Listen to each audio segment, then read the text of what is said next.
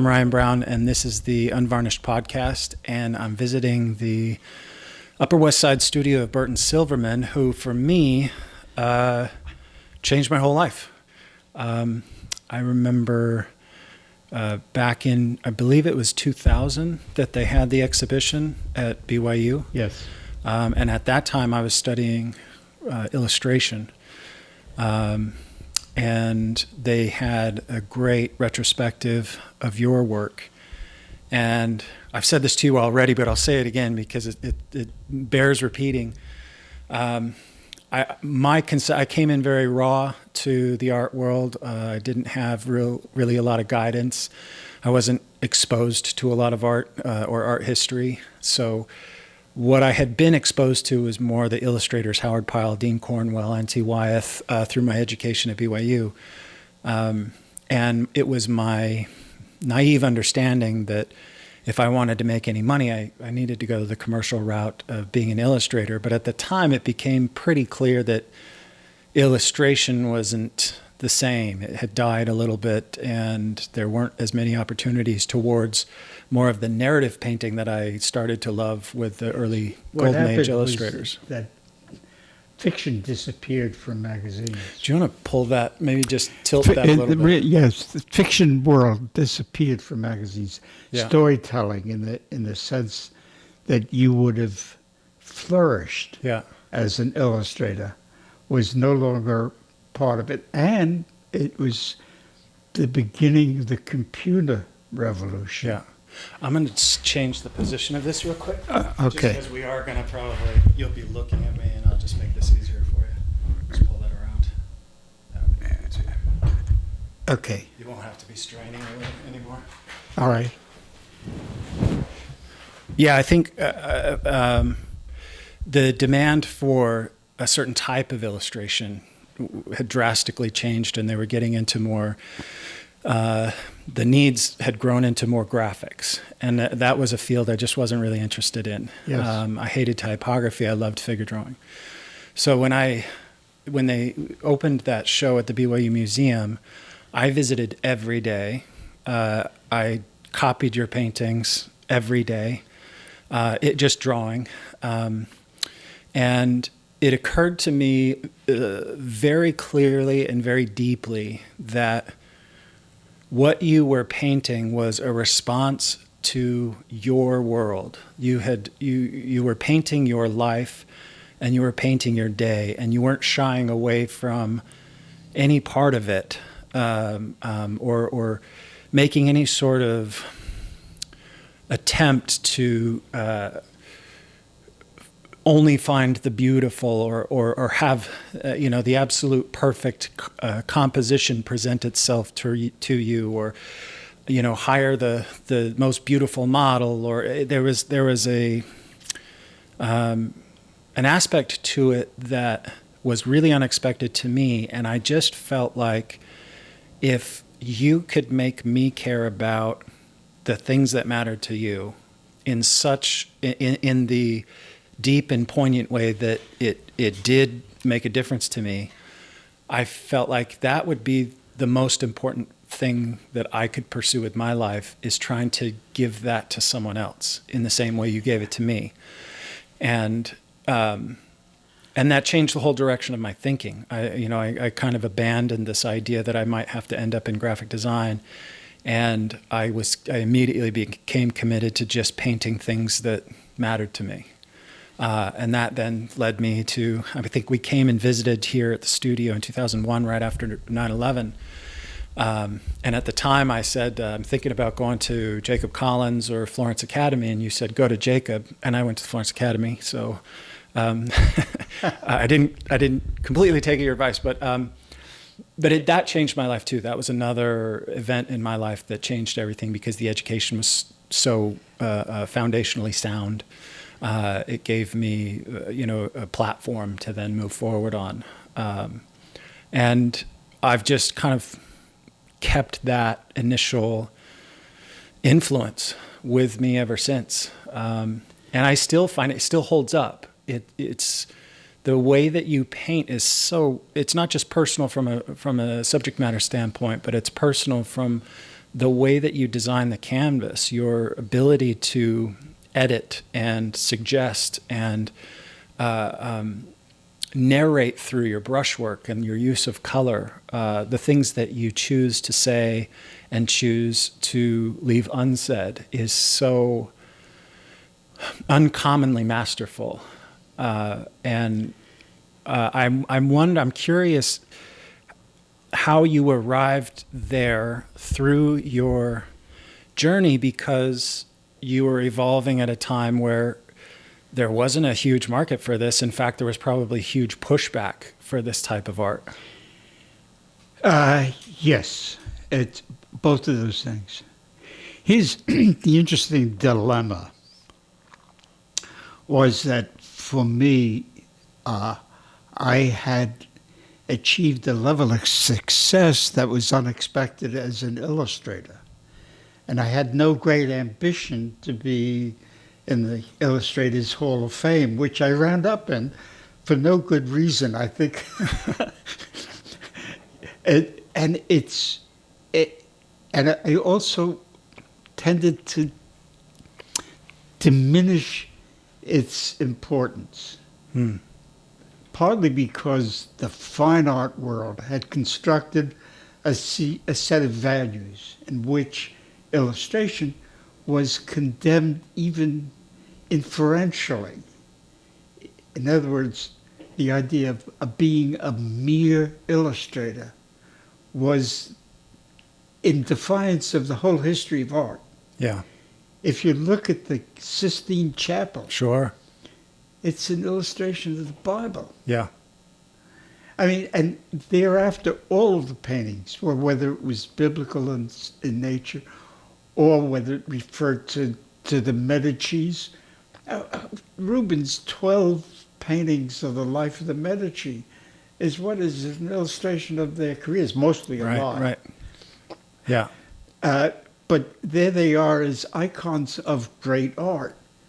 And so the language of contemporary art had twisted it so that that kind of picture making, that kind of three-dimensionality was poisonous. Yeah. And it was doubly poisonous if you did it for commercial purposes. Yeah. I said, what the fuck? Yeah. Excuse me. No, I think... Because here it was that most of great art was commissioned art. Right. It was only in the breakdown of the patronage system in the late 19th century that artists began struggling to find patrons, people to buy work that they had already done. Yeah. And that, of course, was the beginning of a lot of problems. Yeah. Because the commissioned work, if that's the right word, even with the more traditional academic painting, had begun to die out. Yeah. Changes in economics had made a significant difference in that. Changes in public taste and again, we go back to the demand had shifted. And so the demand for real picture making, for example, even in America, lasted up through the late 1920s and 1930s and so on. And it never really went away.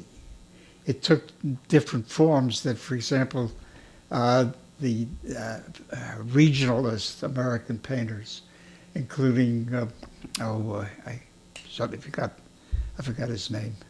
It's okay, doesn't matter. The point is that it had a life that was not celebrated enough. And it wasn't celebrated in an economic sense. What happened, for example, in the mid-late 1940s, with the arrival of Jackson Pollock and all the significant breaks, it had been happening all along in Europe. Changes in different kinds of ism, whether it was futurism, or some other variant of what was the attempt to find a new set of visual materials that would give people the sense that somehow or other they were part of progressive change, that they were part of an evolutionary one that was a positive one. But even up through Cézanne, from Cézanne to Matisse, there were all kinds of breaks with traditional 20th and 19th century painting. Yeah.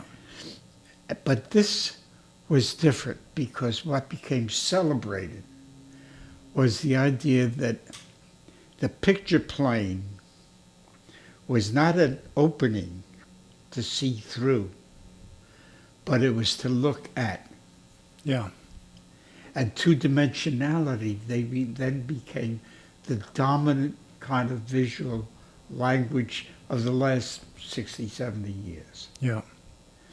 Graphic design owes a good deal to what was done with the early graphics of the abstract expressionists. Yeah. Whether it was Robert Motherwell or whether it was de Kooning or whatever, there was an understanding that by rearranging shapes on a page, you could suddenly invigorate the page without necessarily burdening the viewer with a story, which may or may not be an interesting one in the first place. Yeah. But that unburdened art was like, I always likened it to Coca-Cola, that is. You know, you could be thirsty and have a drink and feel satisfied, and then you still were thirsty. Yeah. But not quite sure why. Yeah. So all of that was combined to make for a constant flow of misrepresentation about what the function of the artist was. Yeah. Recently, I came across an article in Harper's Magazine by a guy who's a writer. Again, I'm terrible with names now. And let me tell you something. After 90, names fly in and out of your head with great speed. And he wrote about the notion of relevance in art. That was a misconception. That art wasn't, that the measure of art was not its relevance anymore, but simply, and he didn't say it that way, but simply the impact of the image, whatever it was, on the retina. Something that stimulated his endorphins and made him feel a certain kind of pleasure. So a certain baseness to it. It was inarticulate. It had nothing to do with the outside world, with the artist's feeling. It was just a magnification of the idea that something applied to that surface would generate a sense of extraordinary importance to the viewer. Yeah. And I said to myself, here's the fundamental breakdown between modernism and traditional art, that the means and ends are no longer possible. Yeah. That they're eternally incompatible even to great art. Not just it's not a good idea, but that it was antithetical to art. It's interesting. I want to make sure I get what you're saying, and I have not set this up. I'm sorry.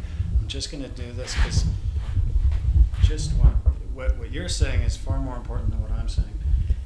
That should be perfect. Okay. But anyway, that was the background, an interesting one for the exhibition at BYU. Well, I'm interested in that. I was talking to Ted Minoff this morning, and a lot of what we talked about was relevance, artistic relevance, and what does that mean? And is there an audience for what we do, or has the audience shifted so much that what we do in terms of representation is becoming less and less relevant? Is it finding less and less of an audience? My argument, I still have some optimism there. I think that people intrinsically respond to visual representations that they're familiar with, that we all, although we may come from different backgrounds and have different life stories, different cultural upbringings, there's a commonality to the human condition that brings with it a certain recognition of love or pain or beauty, and also human achievement. I think there's an intrinsic appreciation of witnessing greatness in any field. When you hear a beautiful violin solo, when you see people play basketball in the NBA, when you watch the Olympics, there's an innate human response where we understand that that's uncommon, that requires an uncommon dedication, that there's a certain level of achievement to that. And I think great art, well crafted, also exhibits that, and the general public understands it when they see it. When you're talking about pure modernism or abstraction, I think it does have an appeal in the sense that in a similar way as we find interest when we stare into the clouds and find shapes, or when I lived in Florence and we can appreciate a crumbling wall. I think it's a good point you're making. Yeah. And so there is an interest to it. You can look at things and say that's interesting, but that sort of base level of the response that it demand, or the response it often pulls is the interesting. I wouldn't have thought of that, or whatever, rather than the say a great Waterhouse or a great Sargent or Bastien Lepage that may be a little bit more narrative. It pulls you in a different way that communicates to our human condition and demands a certain response that pulls from an individual's experience, where whoever that individual is that's observing it has a slightly different response based on their own experience.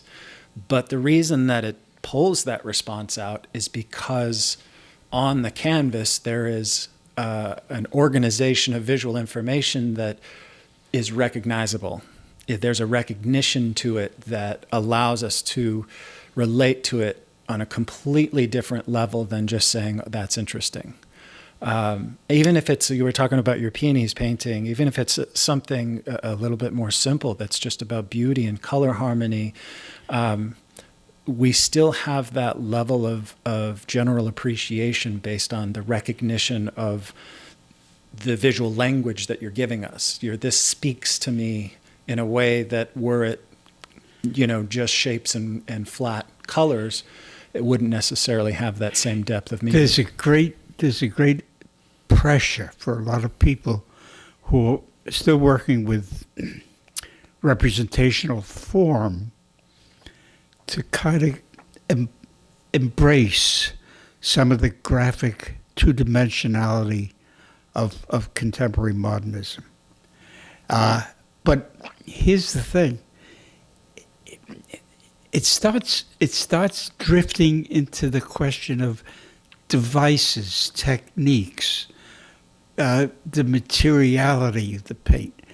And I keep saying it's stretching away from something else. What are those devices useful for? Why is it important to put it into an image that we recognize in the real world? Does it enhance it in some way? Does it enhance is the wrong word? Does it magnify your feeling about it? Yeah.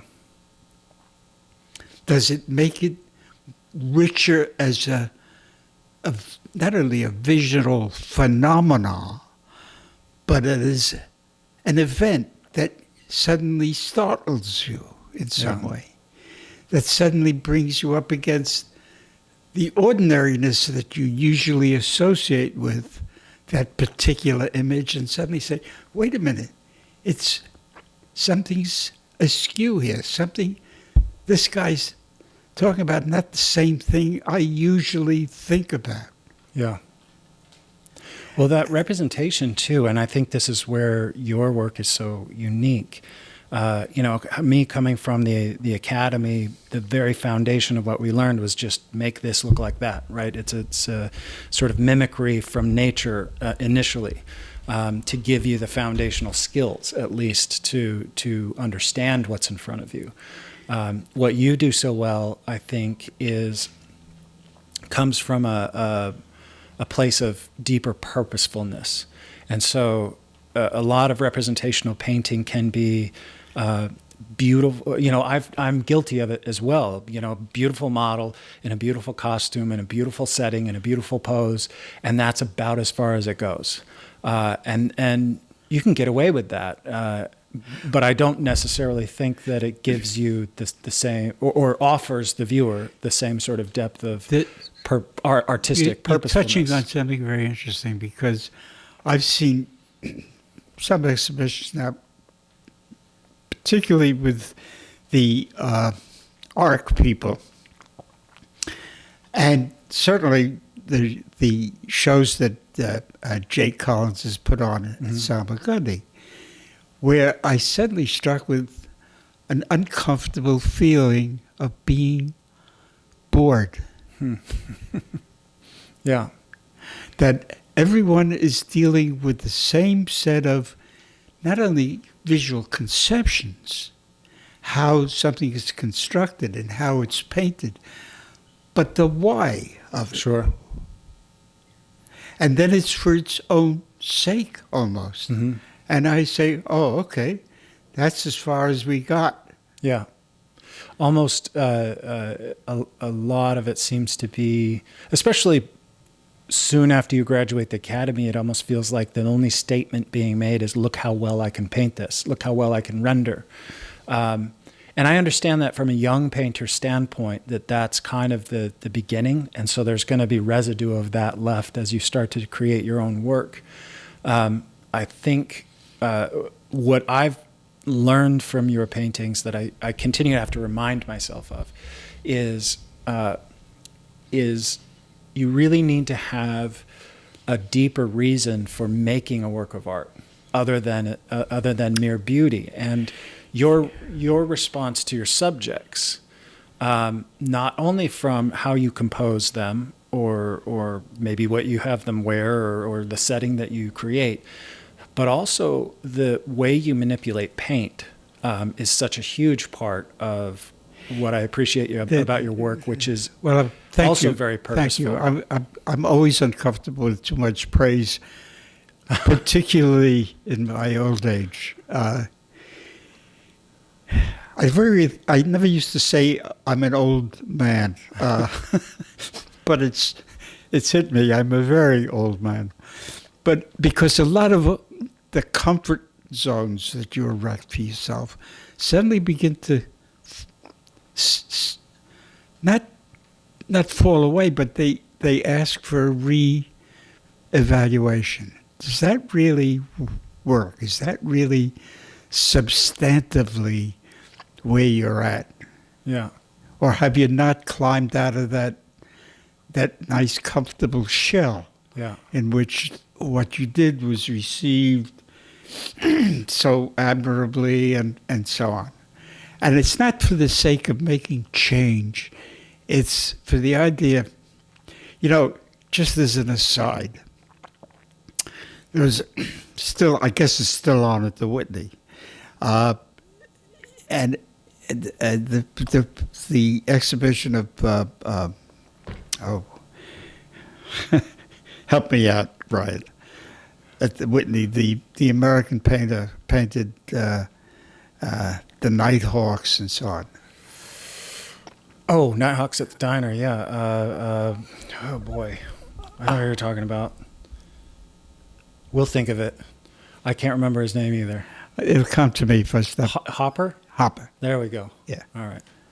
The interesting thing about Hopper, but not to digress, is that his work was not highly valued in 1960 or 61 when he took part in a demonstration that asked the Whitney to include more of what was happening in American art. It's interesting. And the transformation is one of an art historical one. It's like a curator looking around and said, what happened to American art? Oh, that's an interesting guy. Yeah. Yeah, let's look more at that. And then suddenly it builds on it. And the curatorial system, which is a closed system anyway, one person looking at what the other person is saying or doing.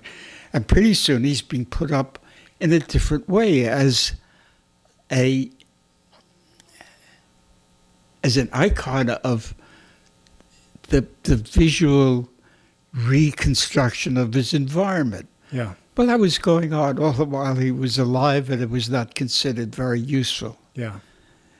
So there's a duplicity in that kind of thing. We'd be set by those kinds of constant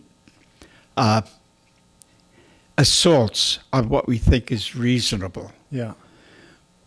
But to get back to what you were talking about, another friend had he's a talented painter. I'm not going to talk about that. I went to see, he had a little show of watercolors that he's a watercolorist, and he's very good at using the material. But he had a couple of interiors of Spanish churches and so on that he painted periodically in trips and so on. And I said to him, sort of to suggest something about what he was doing, that have you ever looked at the Netherlands painter's painting of interior cathedrals? You know, the Ter Borch period of Flemish art. Mm-hmm. You know, these gorgeous kinds of recreations of the experience of being in that space. Yeah. And I said, look at that, because that's not what's happening in your thing. Yeah. You do it in other things. And it's a question of retrieving that sense of yourself in that part of the world that maybe no one else feels the same way about. Yeah. And unless that happens, then you become a recorder of fact. Yeah.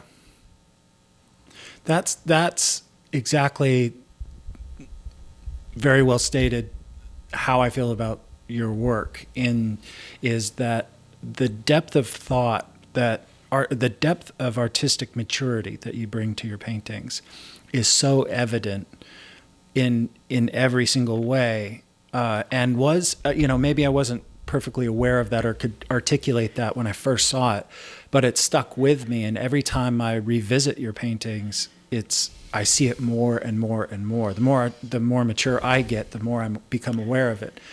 And I'm interested in your journey because, again, to go back, you evolved at a time where it didn't have wide appreciation.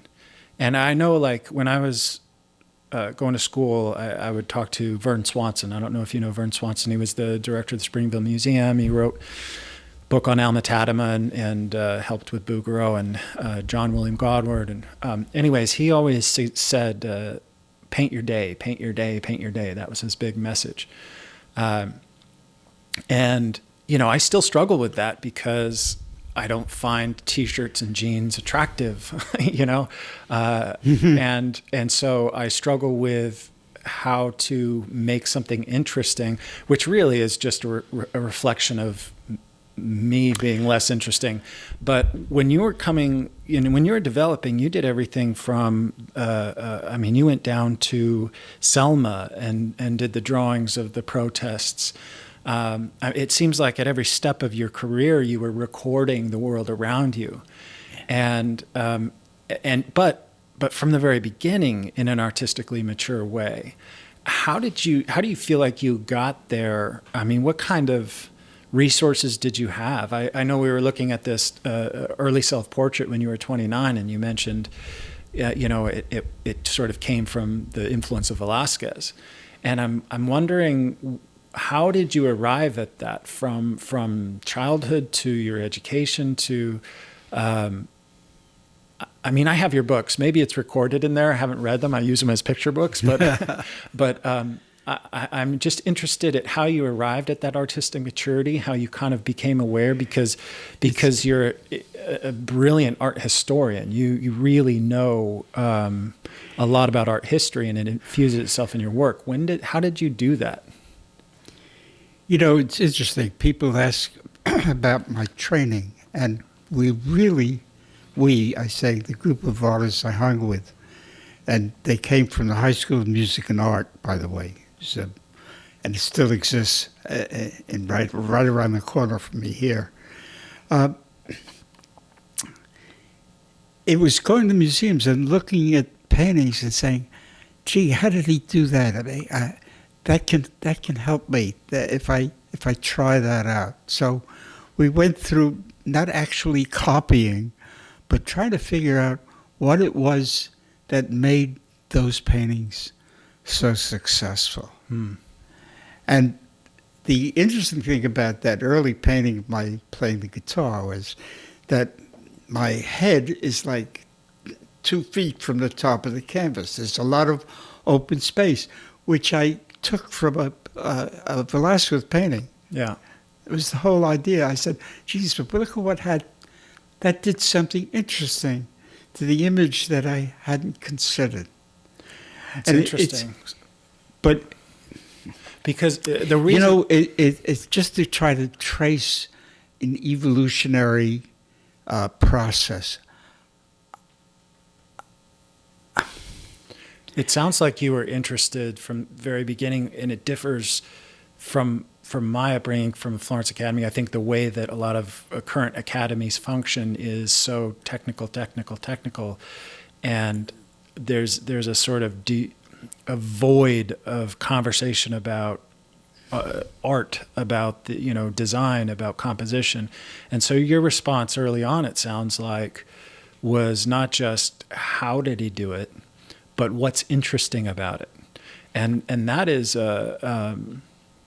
it's my argument for what I feel like hopefully will be the next evolution of the academies, is asking those questions early on, so students can not only consider how do I do this, but why am I doing it in the first place?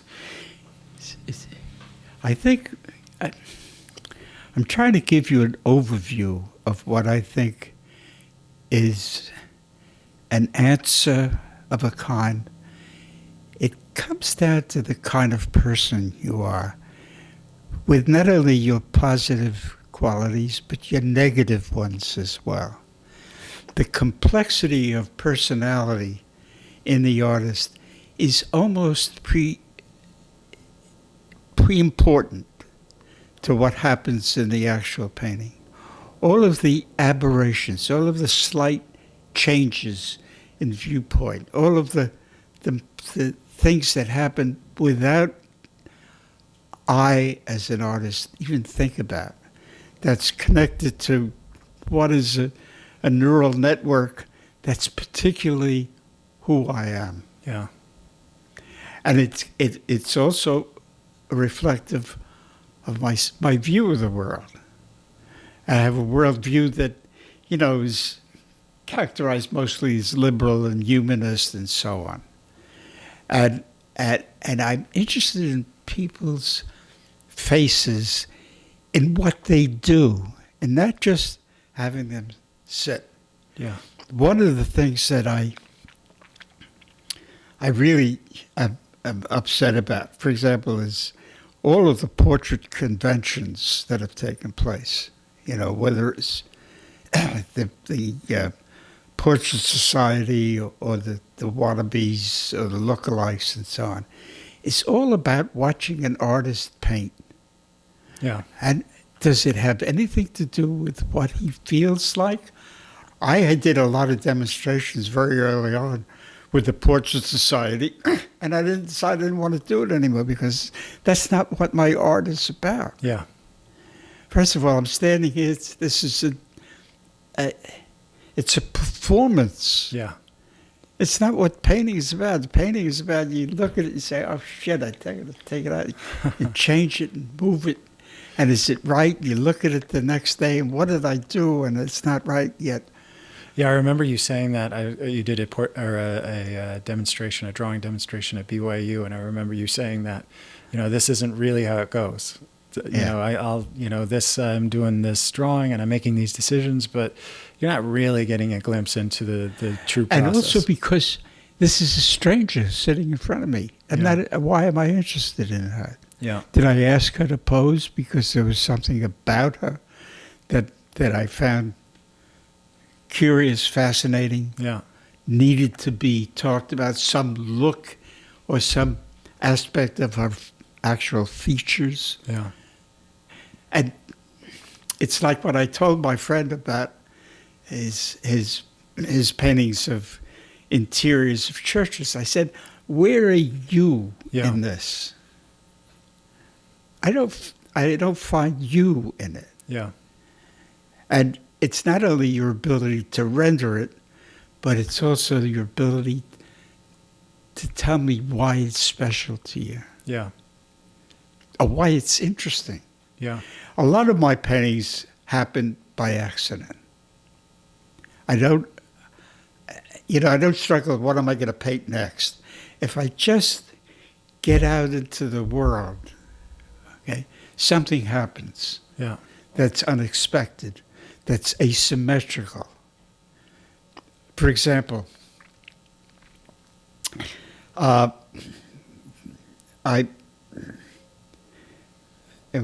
trying to remember the date. It was 7 or 8 years ago. There was a whole spate of movies involving guns, people shooting one another or hunting, and still are, actually. Yeah. And I say, all the violence in America is being fed by the heroic character of the gun. The gun is a solution. Yeah. The gun is a way of solving problems. And I was crossing the street, and there was a poster for another gun movie. And the guns were pointed in opposite directions, Yeah. And I took a photograph of it. I said, I got to keep this. It was even before I did any posting online and so on, which is new to me. I often think of it as very frivolous. Yeah.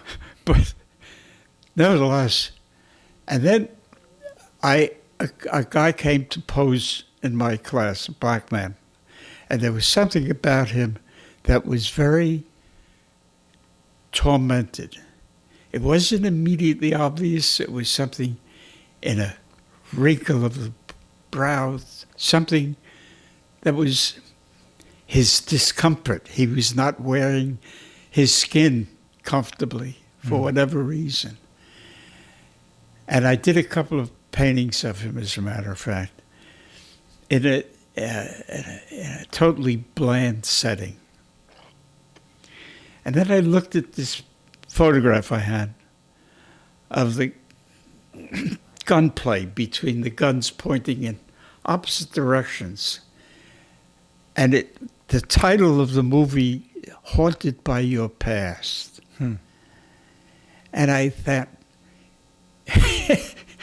there's the tagline to this painting of this black man. Yeah. So I painted him up against a fragment of that movie poster. Yeah. With the guns in the poster actually pointing at him. Yeah. Because I suddenly said, that's the context of his world. Not that he's violent, but he's also primarily a victim of it. Yeah. And is the painting better because of it? But it was an accident. The paintings I did of people in these outdoor, indoor eating places, which again, it was like there was something wrong about it. I didn't know what, because it had like a TV screen. Yeah. People could watch people eating. in a different way than you are in a restaurant, where you're surrounded in a different environment. Yeah. And you don't even watch people eating. But here it was almost like a two-dimensional projection. Yeah. And not only that, but the plate glass reflected the city outside. And I said, there's something interesting about it. I don't know what it is. Yeah. But I did a whole spate of paintings on that theme. Yeah. But it was, again, serendipity, walking in the neighborhood. Well, that kind of speaks to your openness about, just having an openness to your general experience, even finding interest in the mundane. And I think that kind of openness, and it's more than that, because it's not just an openness to the world around you, it's an artistic freedom that you have to make a painting out of something that is interesting for you to explore, part of your world, but doesn't necessarily have a ready-made audience. In terms of, like, if you were to paint a beautiful nude girl in a pretty pose, or the sort of typical expected sunset landscape or something, you have an outlet. There's certain paintings that there's a built-in audience for, and the work that you were doing, especially even going back to Selma, these paintings that may or recording of events that may have even caused outrage at the time, or angered an audience, or whatever. There's a fearlessness in the way you approached that I'd love to say I'm familiar with. I recognize it, but I don't know that I've achieved it. It's certainly something that when I see your work, I understand that sort of fearlessness in what you paint and how you choose to paint it, and I've always admired that. And do you feel like that's just always been in you? Did you have to fight for that initially? I'm not sure. It's a personality defect. But for example, the paintings I started doing of strippers and so on, I got into it only because something kept disturbing me about painting women as absent of motive, that they are objects to be viewed, sure, to be admired, but they have no autonomy. They have no sense of function. They don't work in the way that the male image presupposes. Yeah. And I said, it's also, it's kind of like, even though it's not Bouguereau, it's the Bouguereau sensibility, that it's something to admire for its beauty. Yeah. Now, Egon Schiele did something different. He started playing with the idea of eroticism with nude bodies. Yeah. And I said to myself, what is it about the nude, aside from the obvious nudist kind of mentality, which I find a curiosity, not very interesting, is how is the nude function in our society? It functions both as a control of women and as women's use of eroticism as a control of men. Yeah. That you suddenly find yourself saying the strip tease is what it is. It's a tease. It's not a real encounter. Yeah. And it's the woman's way of getting back at whatever the social exploitation has been. So I said, that's where the action is. I am not averse to painting a beautiful body, by any means. But absent the neurotic impulse, the painting you saw, Yeah. as my fucking painting, but and the reason I did it is because I say I can paint a beautiful back just like all my contemporaries are doing, but what is that beautiful back doing? Yeah. And I decided, why not make it an act of love? That it's an affectionate one. It's not one to tease you or to affront you. It's one to please you, as a matter of fact. Yeah. And why not make that? Do you know when I exhibited that at the National Academy annual exhibitions, I didn't see the painting. I didn't see it where it's hung. So I was looking at a group of friends, and I said, do you know where they put my painting? And they said, oh, that painting, oh. And I said, what are you talking about? I said, well, it's different. Yeah. They were uncomfortable with breaking the tradition of the nude as object. Right. Venus on a half shell. And then the other paintings that were even more provocative, erotically, of nudes that are stretched out, virtually waiting for not only the visual advance, but the physical advance of a male. And this guy who's painted, who does drawings almost exclusively of nudes, and a contemporary of ours. And I included myself in your contemporaneous environment. And I said, what is he doing? Yeah. Well, that plays into the sort of common theme, which is purposefulness, and I think there's a struggle.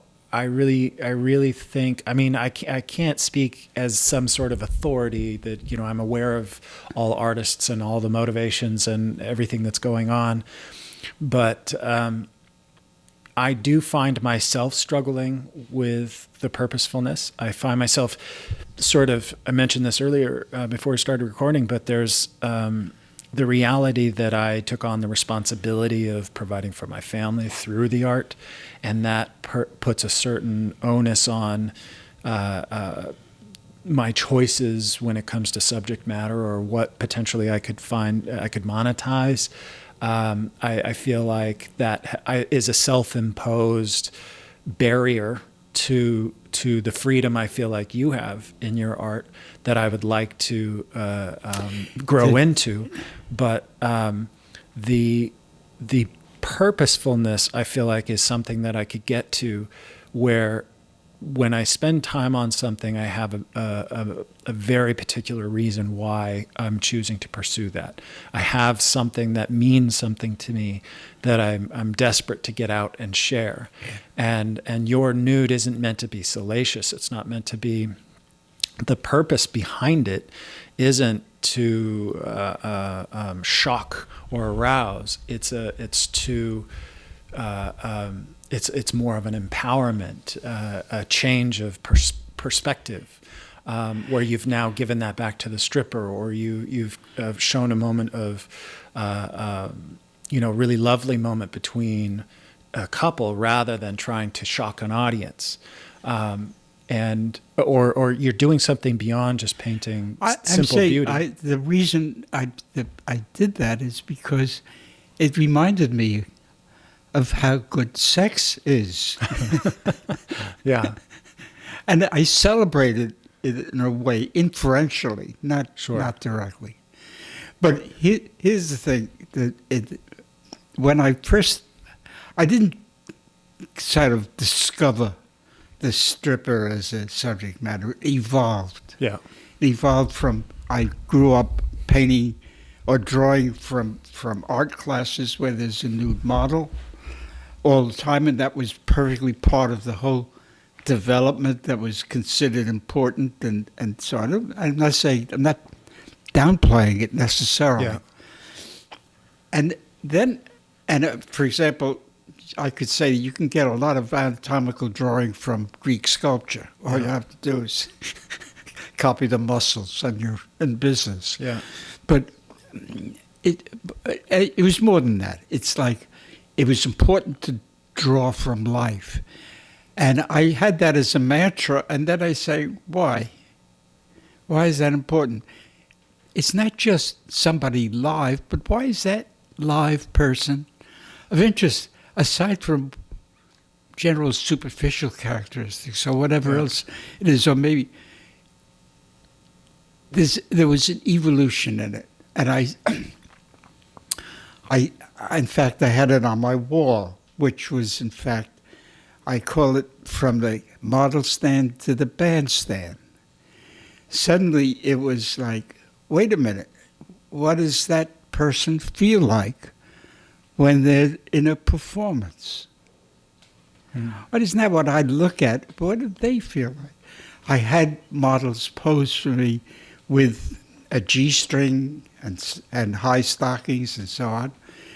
And one young woman who is a nude model at the Art Students League posed my classes. I almost never had nudes in the class. I said, what is your daily experience? People have clothing. If you want to understand what's happening underneath, get a couple of books on anatomy and start practicing and seeing relationships in arm and legs and so on. But they're different because in clothing, something else happens. It both infers where the body is, but it does different things. Yeah. So it went from that kind of change to something else, because I asked one of them, this young woman who was posing, that I had this great idea for a painting, and she was wonderful for it. She had an absolutely depressed look on her that was perfect. And it was a mixture of depression and anger also. So I said, I did 2.5, 3 hours of a whole lot of drawings of her. I said, okay, I think this is going to work out beautifully and so on. So let's set up a session. And she said, I can't pose for you anymore. And I said, why? Is there some trouble? Did I say something that hurt your feelings? No, she said, I don't want my mother to see them. She had become that person who she wasn't. She had suddenly taken on the role because she took on the costuming. Yeah. And suddenly she felt ashamed. Yeah. And I said to myself, aha, okay. Here's something that's happened. And another, also a nude model from the Art Students League. A very, in fact, this is the painting here of this. Yeah. And I did a lot of drawings of her studies and took a lot of pictures. I said, listen, the photographs are not going to be seen by anybody but me. Okay, but absent a whole lot of posing sessions and so on, it's an efficient way for me to be able to work. Yeah. And she agreed. And in the course of one of the sessions, I said, you know, I understand you did some stripping before. I said, what was that like? And she stopped for a minute, and then she said, I cried myself to sleep a lot of nights. Wow. I mean, these little, like, lightning flashes, because, you know, you can see a lot of these women, especially when they get under camera, they are all wonderful, happy, and flashing smiles and behaving this wonderfully, oh, this is a great life kind of thing. Yeah. But it's, you know, it's part of the deceptions that happen constantly in our world. So I say, I have to disentangle all of the usual kinds of assumptions and say, let's try to look at it in a different way what it really is doing, what it really feels like. Yeah. That sort of response. So again, it's so evident to me in your work. There's I don't know if I'm using the right terminology, but there's a grittiness to the reality of what you're painting that you haven't made an artificial attempt to dress up, to make pretty or glorify or design the flaws out of. You've responded to every aspect of what's in front of you in a way that is honest and sometimes brutally honest, and that's where the life is, right? I can't remember who I was talking to. I think it was maybe Jennifer Gennari, but we were talking about just the if you were to do something perfectly, it's not believable. You've taken the humanity out of it. In the movie The Matrix, he meets up with the designer of The Matrix, and they said the first iteration was perfect. Everything was happy, and it failed miserably because people just didn't believe it. They didn't want that. And it's, again, one of the things that in your work, there's such a distinct humanity to it that isn't an artificial attempt to be perfect. I think you're showing the true life to the viewer. You're offering that to them, with all of its warts and all, and there's such a tangible recognition that I get from not only the subject, but also who you are and your response to the subject. It's curious because as you were talking, I was thinking, could I paint a lot of the of the young women that Jeremy Lipking paints? Yeah. Okay. I mean, he's skillful in so many ways, and more than skillful. I mean, there's a lot of his own particular sensibility, but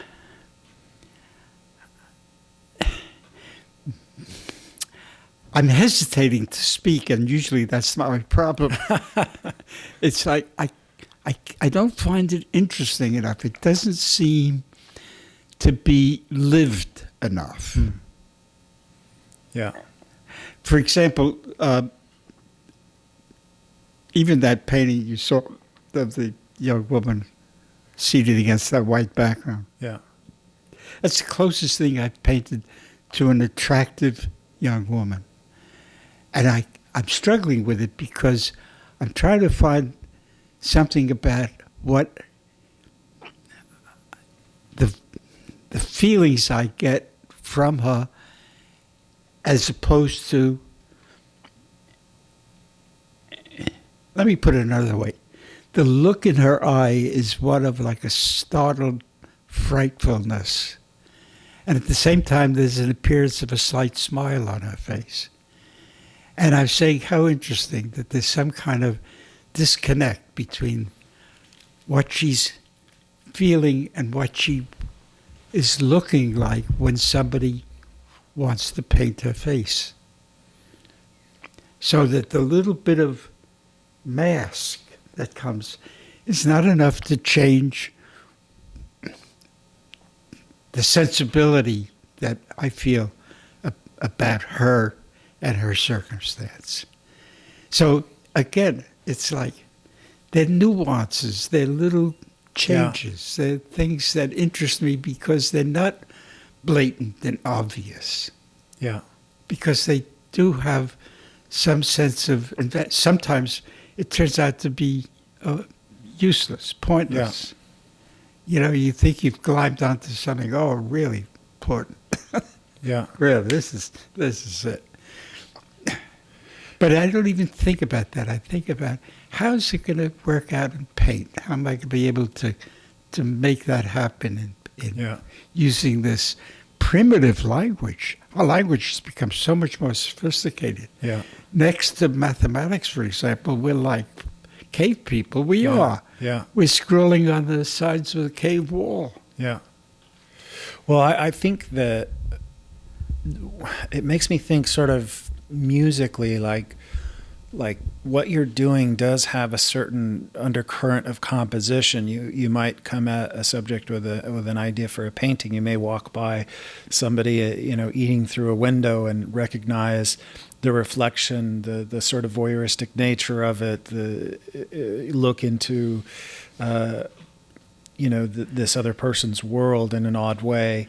And that kind of sparks an idea for a painting, but it also, so from a classical standpoint, you're composing. You have concepts that you are trying to create compositions for, but it feels also very much like there's a bit of jazz where you're also responding so well to your subject matter in an improvisational, constantly self-assessing and adjusting manner, where you're discovering it through the process of creating it, and that feels a lot more sort of jazz improvisational, and so it seems like there's a really beautiful balance in your approach.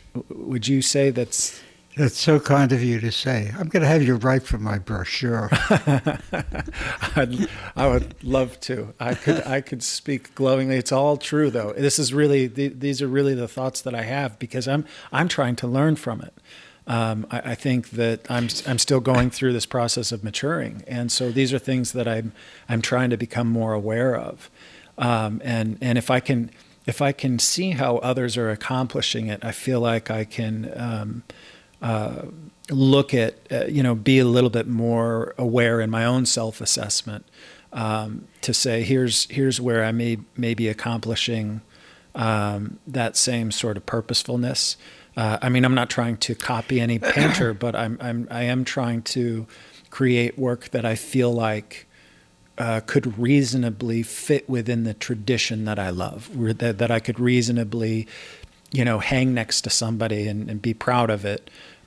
In my own way. I'm not, I'm not trying to look like any other painter, but I want to take all these points that I admire and respect, and say, how do I infuse more purposefulness, or how do I respond to my subject matters a little bit more? How do I allow for the freedom to be more improvisational?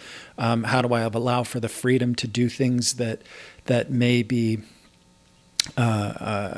not have a built-in audience, but I feel deeply that they need to be made. These are all things I'm trying to learn, and so I think that so much of the things that I'm trying to figure out, you've been doing for decades. Well, don't push it. No, I'm serious. Keep doing what you're doing because you love to do it. Yeah. Okay. And you're saying don't try to force it. Yeah. Because your own life experience will begin to modulate how you view the world, how you see it, and so on. For example, painting is a little study for painting on the wall. This guy, half immersed in water. Yeah. He's an old friend, and he would go for a bath with his wonderful dog who was dying. Yeah. And he always worried about because the dog would get lost because he was losing his hearing also. So he was in the water, and he suddenly turned around and called for the dog. And it was that moment something happened to he wasn't just the guy in the water anymore.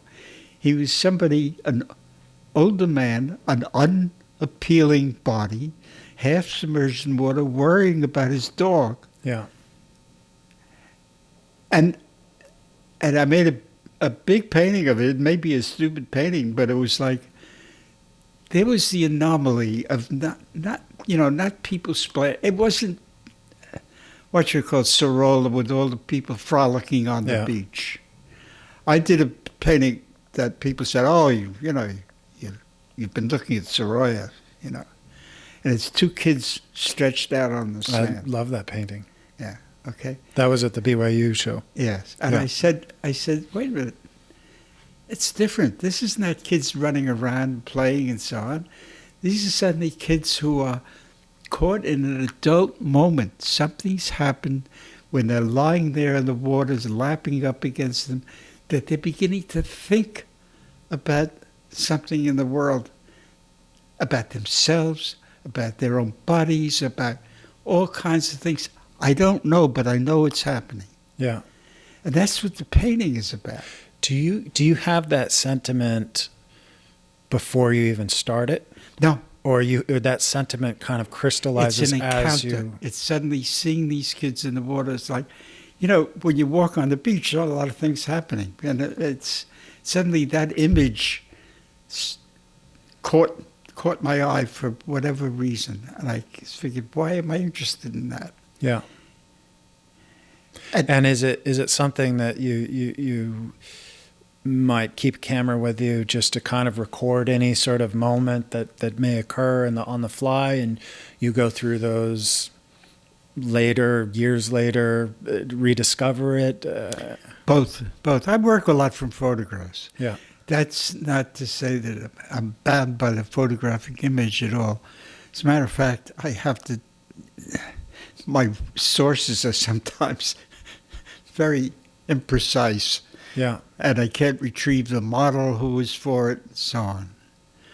But, and it's also because I've done thousands of drawings, from a model. From people in the class, I have, 5 sketchbooks, which you could look at of, and I hate to call them sketchbooks, they're studies, because a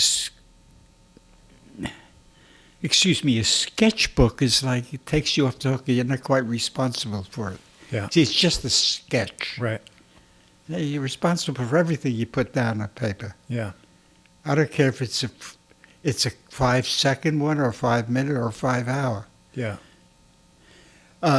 But all of that training is imbued with whatever I do now, with whatever. My son came and posed for this painting. I didn't want to use a photograph for him. Yeah. And he comes up and he says, you still didn't have the jawline right. Is he an artist? No, but he's got a lot of latent ability that he never used. I mean, he can draw marvelously well for someone who doesn't do it regularly. Yeah. And a lot of it is from viewing my stuff, particularly. I mean, he was picking up, but... I remember you saying when you were at BYU, he could start at the foot and just draw. Oh, yes, he could do that as a kid. Yeah. That painting on the wall, that little portrait. Yeah. Something he did when he was 12 years old. Wow. That's amazing. Did he just not find an interest in it? I think it was the Picasso syndrome, He didn't want to prove to the world that he was better than his father. Yeah. And it sort of scared him, too. Yeah. So he took up something that was equally passionate for him, but more dead-ended. Yeah. They wanted to be a painter, which is wanted to be an actor. Oh, okay. Forget about it. Yeah. And he spent a lot of time with an acting company that flourished downtown in the 06s and 07s. There was a lot of these young actors looking to produce more interesting theater and so on. A lot of it failed because the real estate killed it. They didn't have any place to actually perform. But he gave that up after a while because he said it's just not going to happen. And it was a wrench for him. He had a fellowship to study in Paris with an acting school and so on. And that was good. He spent 2 years overseas and, in an interesting environment. And but it came down to something else. It's like he realized he didn't have the temperament for it. He had the skill, but you have to be fucking crazy. Yeah. There really is a kind of sense of daring. You're going to fly in a world where nobody's guaranteeing that the wings work. Yeah. Yeah. Yeah. I that's something I think about a lot. Is you hear these successful people talk about their journey, and they share their stories about perseverance and being true to yourself and working hard and creating a strong work ethic and having strong goals and fighting for yourself. You don't hear the stories of people that did all that and it didn't work out. Yeah. I mean, there's so much luck involved. There's so much, in terms of just happenstance and, situational reality that Ryan, you can work as hard as you want, and there's nothing guaranteed. Yeah. It's called luck. Yeah, yeah. And it's important for people to understand that, because dedication is hard to develop, and a work ethic is hard to develop. It's hard to have a high standard for yourself. It's hard to retain a high standard for yourself. It's hard to be in the studio every day practicing. It's hard to choose a life that is so fickle. And you hope you can stick with it as long as you can. But the truth is that a lot of it comes down to luck. And you can't necessarily force success in certain areas. It's crazy. I have been extraordinarily lucky, really. Whatever else you may think about my work, a good deal of it has been just happenstance good luck. The first gallery I had was because somebody I knew recommended me to a dealer. Nothing that I initiated. Yeah. Not that I was without initiative, but I mean, on and on. There are lots of stories. Something's been sort of smoldering in the back of my head that I want to revert back to our original discussion about illustration. Yeah. The then director of the new museum, whose name I also forgot, was very ambivalent about having my show at the museum, because he was putting on a show of illustration that was consistent with the art school and its functions. Mm-hmm. And he was trying to figure out, and he writes in the introduction to this book that I put together about the inconsistency in thinking about illustration and art. And he's wrestling with the idea.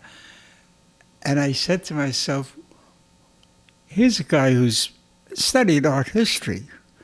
Why is that bugging him? Why isn't he making a virtue instead of, it's like a curiosity of a kind that I still stumble over. And again, it embraces all of the things that we've been talking about the idea of storytelling. One of the things that bothers me about hyper-realist rendering, the kind of thing they call photographic and so on, is that I'm of a mind that I think fiction is far more powerful and enduring than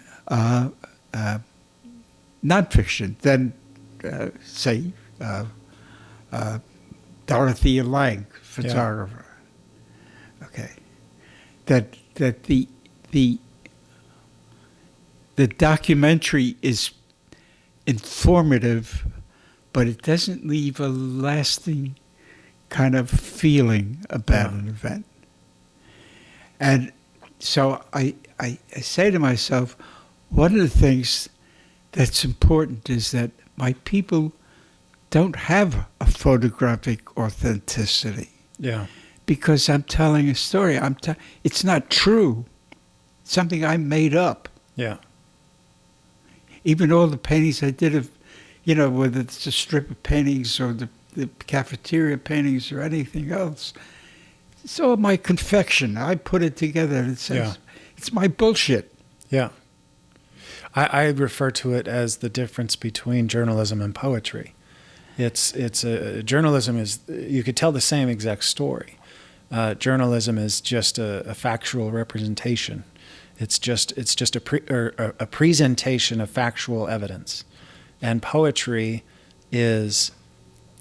could contain all of the same factual evidence, but it's choreographed into something beautiful. Yes. That adds a certain lyrical quality to the story that it didn't have, that the mere facts didn't give you.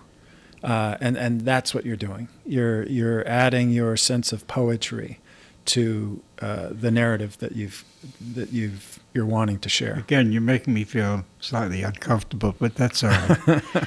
I feel like everything I'm saying is just factual. But when you think about it, I kept saying, suppose I had those same Dan Spriggs, an artist I know for a long period of time. Yeah. And I marvel at not only his productivity, but his productivity in the face of the resolution of every painting. Yeah. Down to the square centimeter. Yeah. And I keep saying, what is it, except for the fact that he has a slightly different kind of storytelling still implicit in his work, there's something that leaves me unsatisfied. Aside from the admiration that I feel. And he's not that he's not, he's a very thoughtful guy. Yeah. And I think, again, it's a dichotomy that's very hard to resolve because, first of all, I'm blown away by the amount of just sheer skill that exists now in the art community. Yeah, the bubble I'm in, that you and I are in. Yeah. And it's unimaginable in thinking about the last 100 years. Not since the turn of the century in the French Academy. Yeah. Has there been, and the naturalist painters, has there been that kind of facility with recreating the real world? Yeah.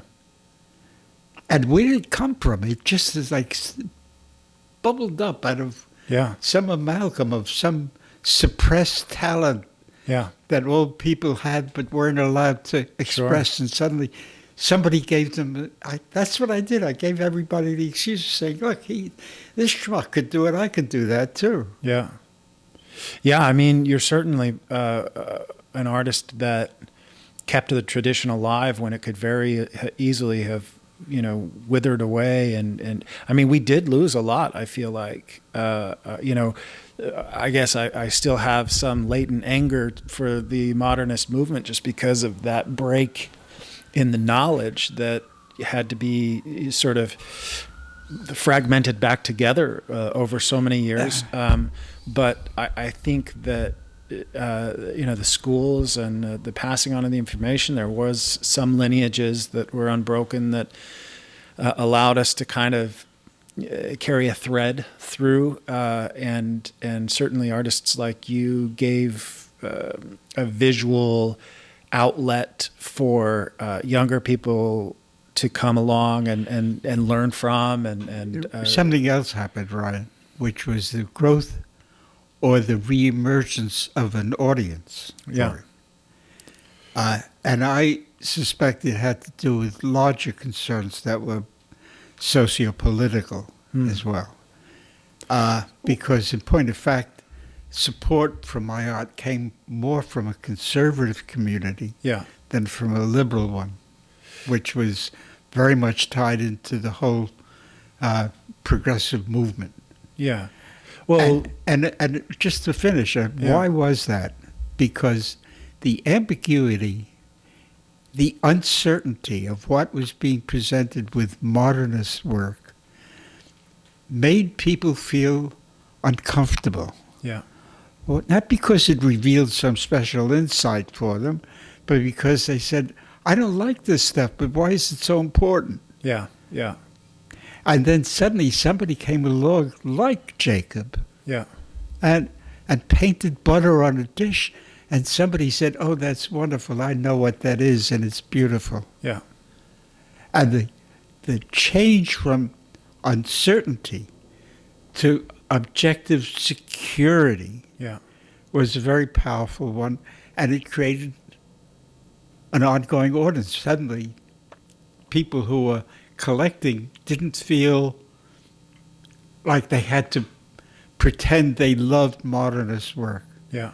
They could buy real art that was in a gallery that was okay for them to buy, so they wouldn't suffer any social opprobrium from owning that sort of old-fashioned stuff. Yeah. Well, I think Frederick Hart, the sculptor, talked about it in an article I read, I think came out in 1989, that said, just talked about the art establishment sort of turning its back on the audience. It sort of shunned the audience, where art was always meant, and I've read this elsewhere as well, art was always meant sort of as a service to an audience, to uplift an audience, to inform an audience. Obviously going back to, Renaissance, where it was even into religious propaganda, it was meant to inform. The relationship with the audience shifted with modernism to where it denied the audience. And by denying the audience, it made them feel inferior, and by association elevated itself to something that was close to unattainable in terms of understanding it or living with it. And then I feel like when people started doing representational work again at a high level, it played to the intrinsic human understanding of an appreciation of an accomplishment. It was seeing something that we intrinsically know takes dedication and ability. And there's a beauty to that I think on a very base human level we can appreciate. And maybe it started with just a basic appreciation of the technical aspect. And I think the schools that evolved out of that had to focus on pure technical aspects, just because it was so absent that we need to at least build this foundation again. But now that that's been happening for 30 years, my hope is that they'll say the next iteration is, we have now a foundation of technical ability. What do we want to say with it? Let us put a lot of attention into the message. And of course, that's individual, changes individual to individual.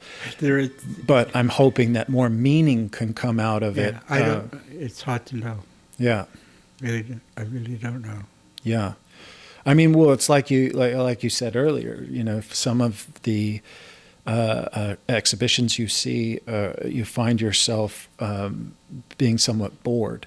And I think that, to me, again, I'm no, authority figure on this, so I don't want to pretend like I am, but to me, I feel like that comes down to maybe a lack of purposefulness. That I'm hoping people, when they watch this, really get a sense of how deeply you think about what you do, because I think that's such a good example of doing something with a deeper purpose.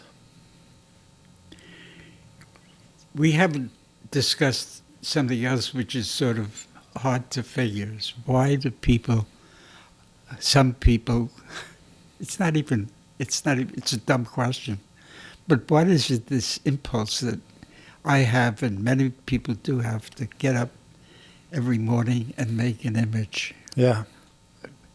And I kept saying, well, what is it about anything else that drives people, about the musicians and the singers and the actors and all the other arts performers who do that very same thing? Yeah. It's a fascinating kind of aspect of human development, of the species even.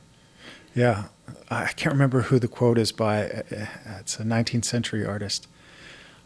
I can't remember the name, and I'm going to get the quote wrong, but he said, some people say that, why would we do this? Everything's already been said.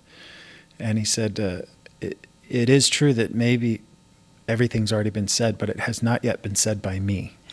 And that seems to be why we do it. I love how you paint, but I want to say it a little differently. And you might even sit down and paint the same portrait from, the same model. Yeah. But my response is different than yours, and my way of describing it is different than yours. And I'm motivated by my own selfish reasons. Absolutely. And I think that's what's going to resolve your sense of, or at least it's going to illuminate your sense of development. Yeah. That you're not hung on Burton Silverman. Yeah. Yeah. Well, you're certainly my first and enduring hero. So it's such an honor to be able to have come here and just being able to, I talked to you on the phone before this, and just hearing your voice on the other end. And I mean, I was so excited. I picked out my outfit last night and I set it out. I was so excited to come here. We visited in 2001. I haven't been back since, but I've just kind of been a peripheral admirer, and it's just really a dream come true to be able to sit down and even to have the life experience I have that allows me to have a conversation with you, to feel like I'm in your club to some degree, and can play in the same sandbox. I think you have all you have the language that you need for whatever it is you want to add to what's already been said. Yeah, yeah, okay. Yeah. I think the tools are there, and the sensibility, that is, it's the wrong word, sensitivity is there. Yeah. And the rest is L-O-K, luck. Yeah, yeah. Well, maybe we could end it there. That I really appreciate you allowing me to come by and have the conversation with you. It's been a pleasure meeting you and revisiting your work also. Yeah. So I'm delighted, and I hope this is useful. Yeah, I think it is. I'm just so happy I could get it recorded, and I'm excited to share it with people. So thank you. Ryan, my pleasure. Thank you, really. Yeah. All right. Okay. Great. Thank you so much.